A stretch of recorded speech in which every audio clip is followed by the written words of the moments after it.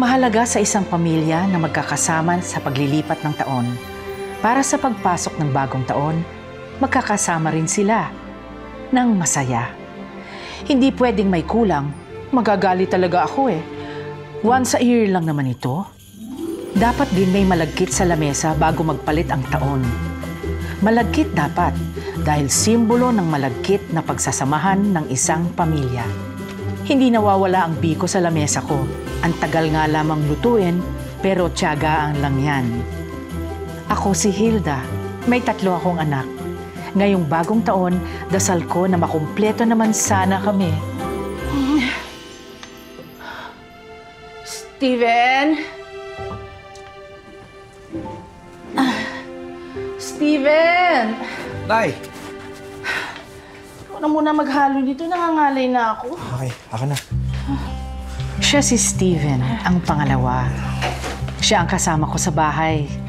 Napaka-maalalahanin. Mabait na anak. Minsan lang, may topak. Nay! Wala po ako nabiling longgan! 11 lang po itong prutas na bilog ang meron ako. Siya si Corazon, ang panganay, ang napakaganda kong anak. Pero minsan palaging high blood. Masungit, pero sweet yan. Ako naman, Corazon, hindi pwede yan. Dapat 12 ang prutas. 12. Pampaswerte yun eh. Nay, magluluto pa nga po ako ng pansit. Dapat talaga 12. Simbolo ng 12 months sa isang taon. Dapat bilog ang prutas dahil bilog ang simbolo ng pera. Parang piso. Hindi rin pwedeng walang pansit. For longer life. Steven!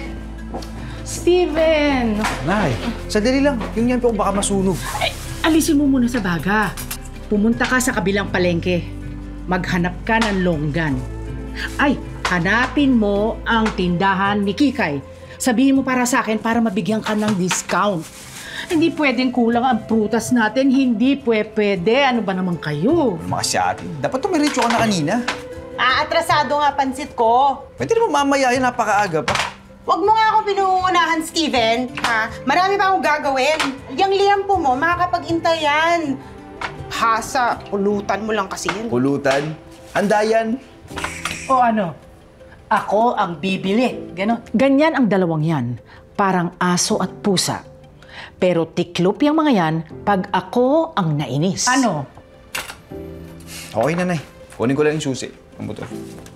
Susunod din naman pala ito eh. Ay, naku.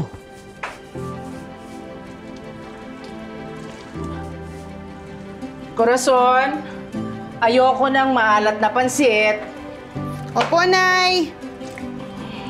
Ito ang pinakaaabangan ko bawat taon. Ang bisperas at ang medianoche.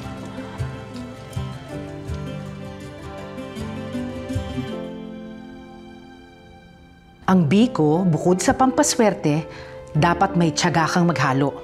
At dapat may dahon ng saging para kumapit dito ang amoy ng sariwang dahon. Pampasarap din yan. Ay! Huwag mong kamayin. Baka mapanis. Bago maglipat ang taon, hindi ako pumapayag na hindi uuwi dito si Corazon. Magagalit talaga ako eh. Ha? Corazon, hindi ka man lang gumawa ng paraan para madala dito si Vince. Ay, naku, Nay. Kung alam nyo lang, yung mga binan ko, akala yata nila sila na magulang ng anak ko. Nakakalungkot nga lang. Wala ang apo ko. Nay! Eto na, nabili ko na. Ay, naku! Ay, kumpleto na tayo. Naku, anak, thank you! Enero hanggang Desyembre, naniniwala akong magiging maayos ang lahat sa amin sa papasok na taon. Steven, nasaan na yung liyampo mo? Mamaya pa yun. Pa-medianoche yun. Ha, bakit mo niluto? Hindi ko kunat to. Ganun ba yun? Wala ka talagang kaalam-alam. Palibhasa kasi. Ano mo yan? Ipulutan mo lang yan. Hirap. Anak, bakit naman ayaw mo uminom ang kapatid mo? Babagong taon naman. Nay, mataas nga po sugar niyan. Konti lang, ha? Bahala kayo bumili ng gamot niya. Corazon, pwede bang bawas-bawasan mo naman ang sermon, anak?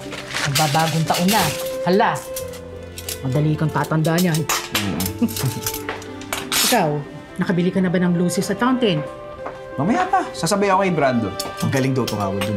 Sige, siguraduhin mo ha, maganda yung luces. Dapat maliwanag para mataboy ang malas. Ha? Nay,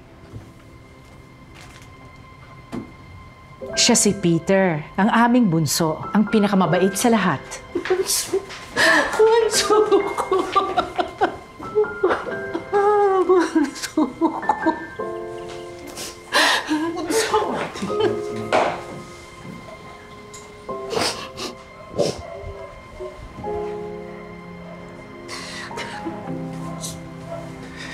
Kuya. Saglit lang. Nasusunog yung niluluto ko.